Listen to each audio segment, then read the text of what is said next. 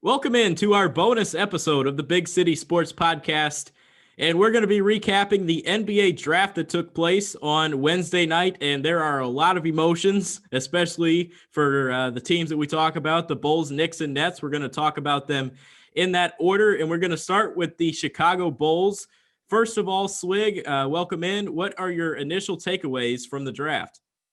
Well, I got a few takeaways. Just in general, I know we were expecting a lot of activity in the lottery in terms of trades, and there weren't any in the lottery itself. The trades started coming fast and furious in the middle of the first round, and then that carried through the rest of the night. We're already starting to see some roster moves in free agency and everything, but we'll start out with the Chicago Bulls here. So they did stay at number 4 after being part of a lot of rumors throughout the day, and made the first curveball surprise selection of the night, taking Patrick Williams, the forward out of Florida State, with the 4th overall pick, who is rising up the draft boards very quickly in the last few weeks, despite the fact that he has not played a game in, well, I guess nobody's really played a game since March. But, Williams is a bit of a unique situation because Florida State plays such a deep rotation, rotating as many as 11 guys. So Williams came off the bench. His stats look modest on the surface, but there are some very legitimate tools to his game. Yeah, and the initial thought for Bulls fans at the time was to be upset. How many times have we seen a Bulls first-round pick be a reach and just absolutely not pan out? But a message to all the Bulls fans out there.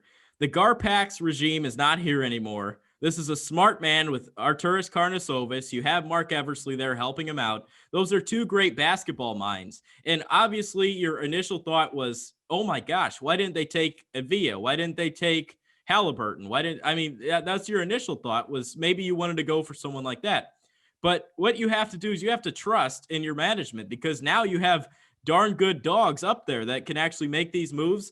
I actually like the Patrick Williams pick. It grew on me a little bit overnight. Originally, I didn't like it, but look, we mentioned how the Bulls need a 3. He's going to come in and be a 3. I don't think he starts day one. I think him and Porter shift around at the 3, but the pick of Patrick Williams, he's going to develop. He's only 19 years of age. You mentioned the rotation. He's used to coming off the bench. So if you put him in that role, maybe he develops his way up into being a starting caliber small forward in the NBA. Well, Williams, one of his main selling points is his potential and his versatility. So I could see Williams being a solution at the 4 long term instead. Being a big bodied athletic type of guy. He might be a little bit slow to play the 3, but he also does have the athleticism and versatility to defend multiple positions on the court. And that's something that should translate long term. He was starting to break out near the end of the season for Florida State, and the potential was there. There was a very big possibility of him having a breakout NCAA tournament if that happens. So I understand why, despite the limited pre-draft process, he was shooting up draft boards throughout the last couple of months. I'm not shocked by the pick in general. Like, I was a little surprised by it, but I did read on The Ringer, which is a site that I got some great NBA draft intel from here leading up to this, that number 4 was the ceiling for Patrick Williams, whether it was with the Bulls staying where they were or making a trade out of that spot. But I know Detroit was really hot after him at number 7, so the Bulls decided to pull the trigger. He does fit that wing need. He's somewhere between a 3 and a 4, I would say. He could play either position, can definitely defend both sides, and his potential as a shooter, as a 3-and-D type of guy, is pretty limitless. So I do understand why the Bulls started to fall in love with him near the end of the draft process. He was the youngest collegiate player in the draft, so the upside is enormous here. But at the same time, could it be classified as a reach, considering he would have been on the board a couple picks later? You could definitely make that argument. Yeah, I agree with you there. And shout out Bill Simmons. I actually was on a Zoom call with him a few months ago, the founder of The Ringer. So shout out to him. But yeah, he was steadily rising on these draft boards. I mean, a lot of scouts, the more they saw tape of him, the more they were like, okay, this guy can play at this level. I mean, obviously he's raw, but what he jumped out on the tape. And that's something you look for when you're scouting these young players. I mean, this draft class was weak. You have to take some of these shots in this draft class because I think there's going to be a lot of good players in here, but not a lot of great players. I don't think there's anyone that's elite out of this draft class, except for, I'm going to reach here, Killian Hayes. I think that guy's going to be a stud. But anyway, I mean, you look at the pick. Sure, some fans are upset, but in the end, you're trying to build sustained success in Chicago. You're not trying to get someone that's going to help you win now.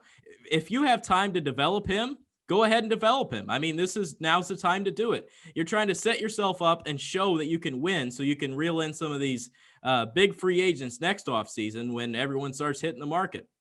Absolutely. I do think that there is a lot of untapped potential with Patrick Williams. At the same time, I don't see a lot of star power with him necessarily. That's not to say he won't be a good or very useful NBA player, but at least on first glance here, I know he's very raw. I don't see a lot of star potential off first glance here, especially on the offensive end, at least at the beginning. He could definitely develop into a very useful complementary piece, I would say. But overall, I do, at least for now, see him as more as a rotation piece, maybe a starter, but not a superstar player. But there is definitely some upside. There's a lot of depth in this draft class overall, I would say, especially at the point guard spot, but not a lot of star power. There might be a little bit with Williams, so I understand why the pick was made, and he does fill a need on the roster as well.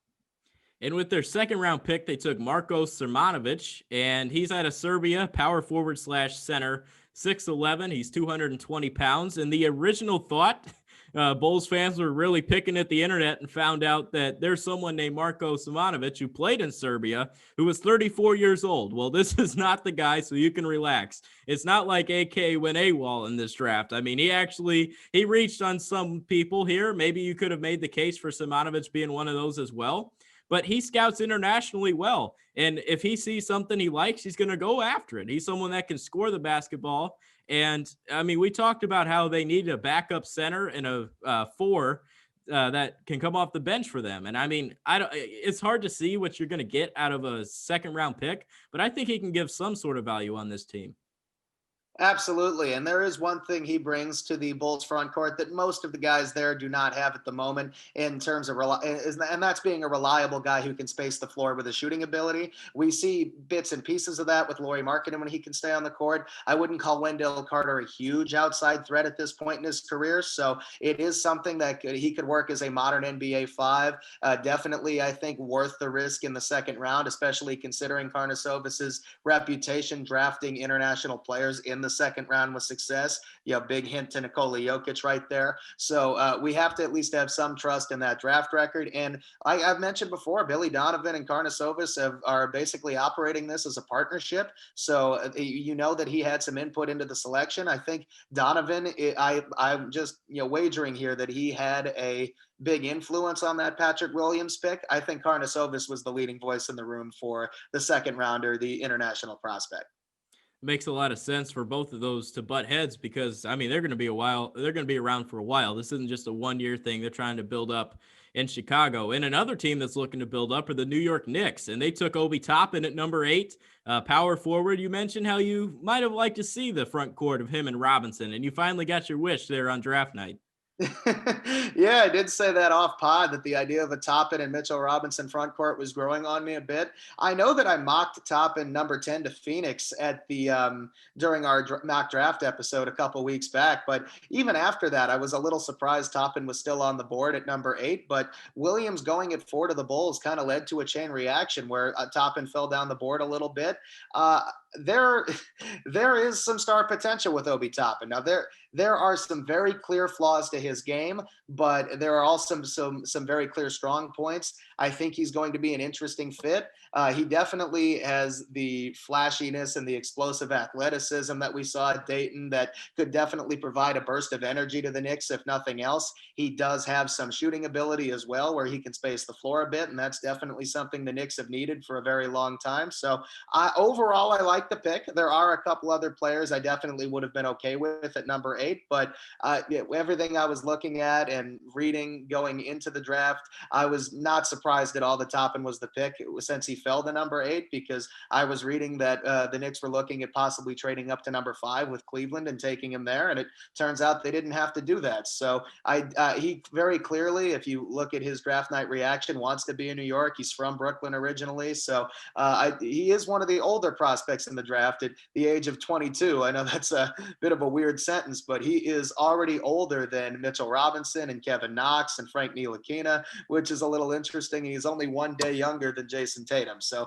I think Toppin is less of a project. He should be able to make more of an instant impact, but also there's less untapped potential because he's a little bit more mature in his game. Yeah, he also plays above the rim. That's something you like to see from him too. I mean, he looks really good. I mean, I can't wait to see him in New York. I mean, you put him with the big city there, it's going to be phenomenal. He's a superstar, great, waiting to shine. And you put him in a market like New York, people are going to fall in love with him from day one.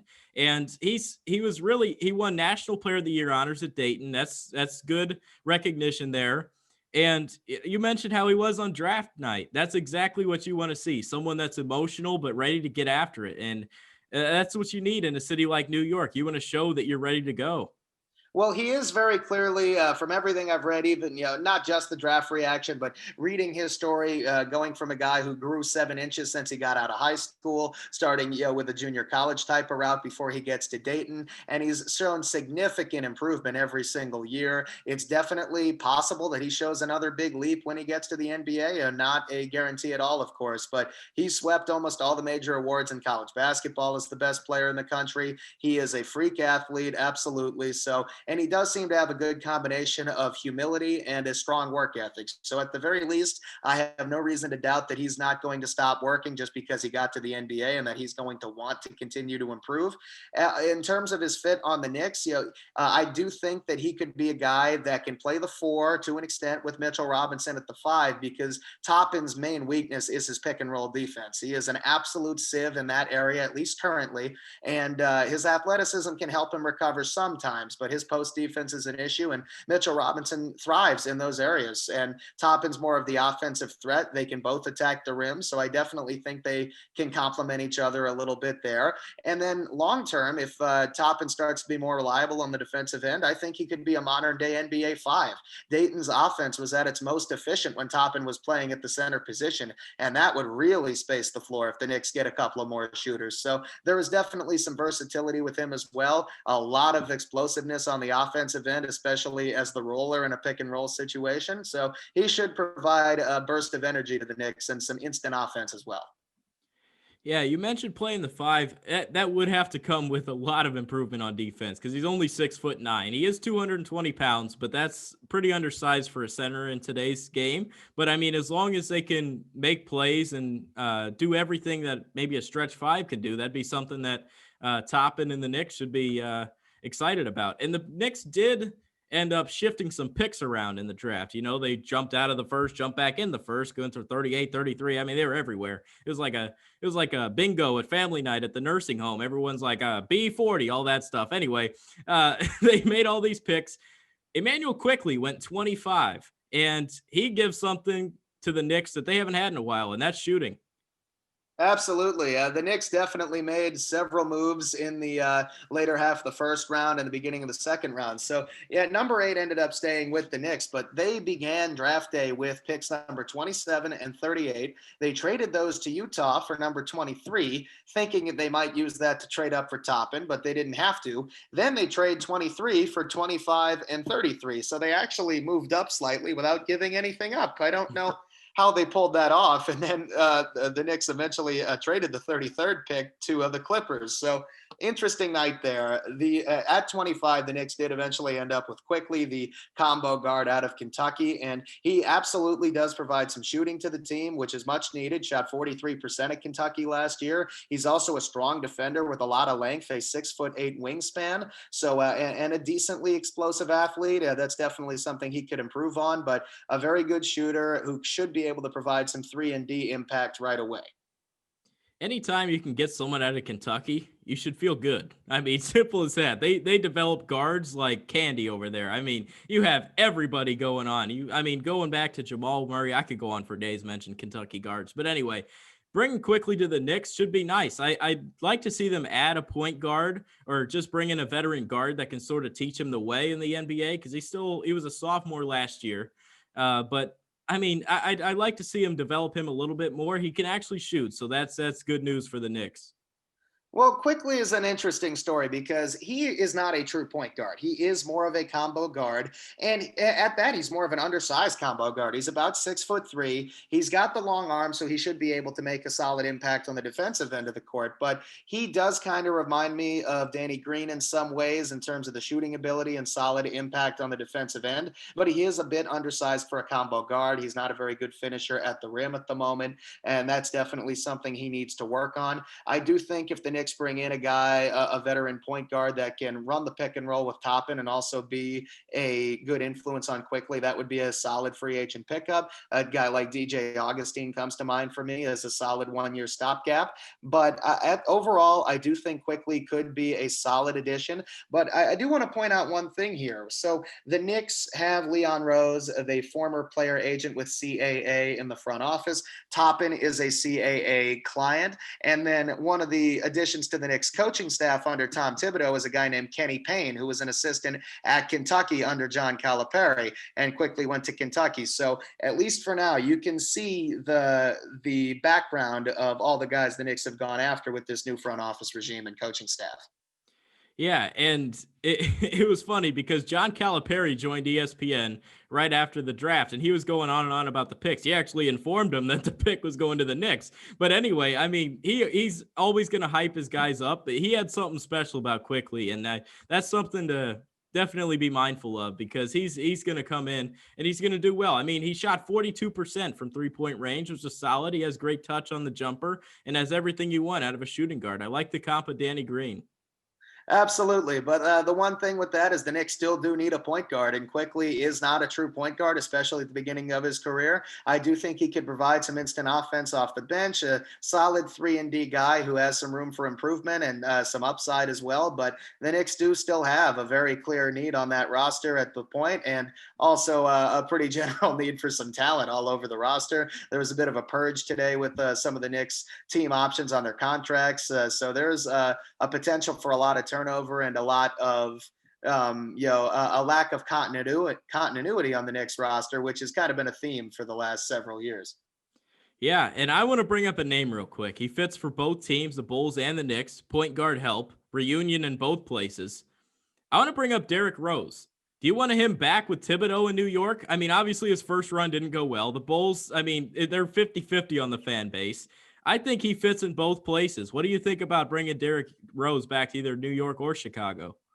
It would definitely be an interesting fit, man. Especially after the failed first go around in New York, and the fact that Rose has definitely gotten his career back on track a bit in Minnesota and Detroit.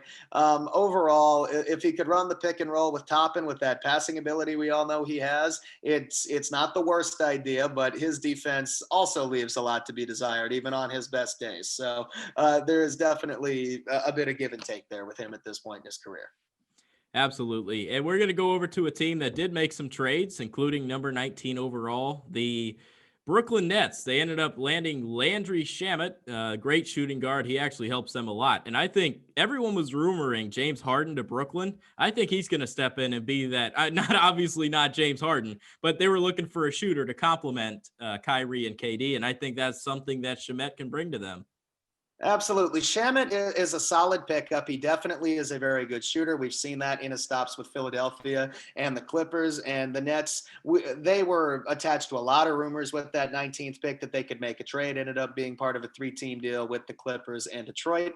And the Pistons were very active on draft night, by the way. But overall, I do think Shamit provides a couple of different things for the Nets. So if they do end up making that push for James Harden or another star, the overwhelming odds are that guys like Karis LeVert and Spencer Dinwiddie and Jared Allen would all go out in that trade, right?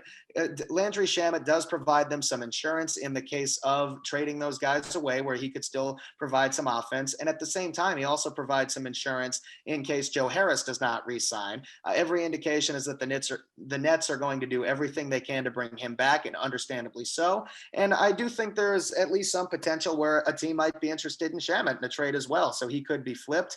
There's a lot of options there. And at the same time, the Nets did not pick up the option on Garrett Temple's contract. So there was another need at the shooting guard position, and Shamet is an offensive upgrade over Garrett Temple for sure.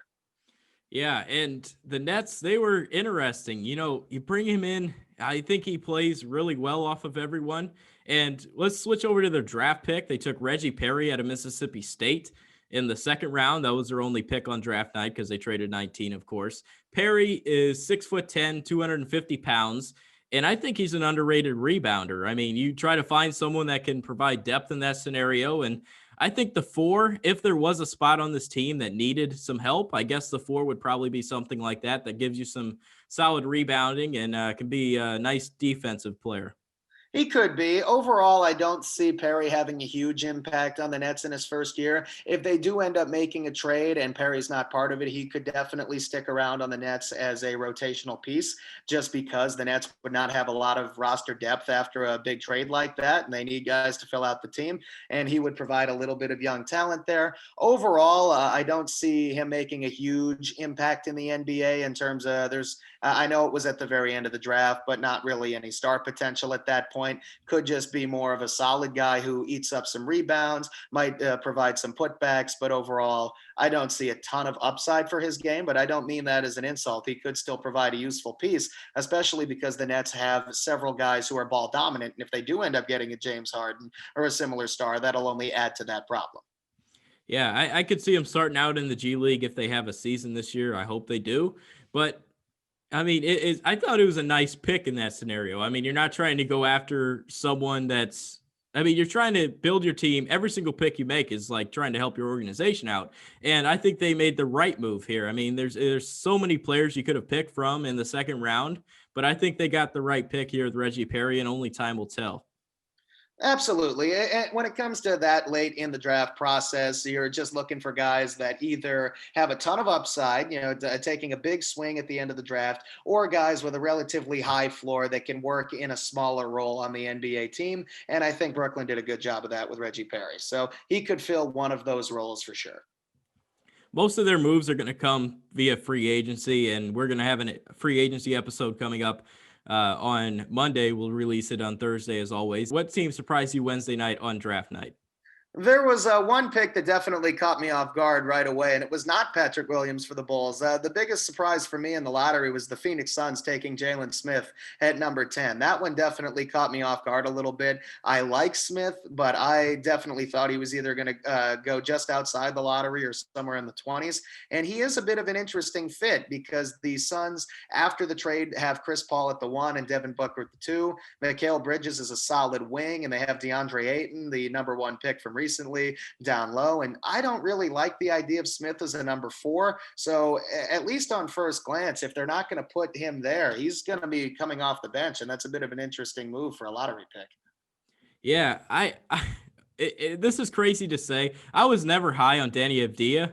I mean, I guess I did pick him 3, but that was just because I fell into the hype trap, which I don't know. I'm not too high on him. I don't think he's going to be legit. I think he's more of a Nick Batum than he is anything else. I mean, everyone's comparing him to Luka Doncic, but Doncic can shoot from anywhere. This guy doesn't even know how to shoot a basketball. So I think that pick was surprising to Washington. I thought they probably should have gone guard to get someone behind John Wall.